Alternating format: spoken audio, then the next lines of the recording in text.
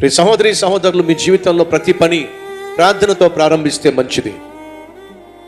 మీ దినాన్ని ప్రార్థనతో ప్రారంభించండి. మీ ప్రయాణాన్ని ప్రార్థనతో ప్రారంభించండి. మీ పనిని ప్రార్థనతో ప్రారంభించండి. ప్రతి ప్రయత్నాన్ని ప్రార్థనతో ప్రారంభించండి. పరిచర్యను ప్రార్థనతో ప్రారంభించండి. ప్రతిఫలం అద్భుతంగా ఉంటుంది. హడావిడిగా లేచిపోవడం, హడావిడిగా రెడీ అయిపోవడం, హడావిడిగా బయటికి ఉద్యోగానికి వెళ్ళిపోవడం మంచిది కాదు.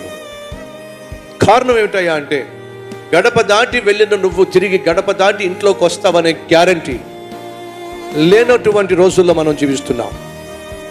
మన ప్రార్థన మన చుట్టూ కంచె వేస్తుంది. మనకు వ్యతిరేకంగా సైతాను నియమించిన ప్రతి ఆలోచనను, అపాయాన్ని, ఆపదనను మన ప్రార్థన జయిస్తుంది. కాబట్టి సంగమా, ఈ పనిని, ఈ ప్రయాణాన్ని, ఈ ప్రయత్నాలను ప్రార్థనతో ప్రారంభించండి. ప్రతి దినాన్ని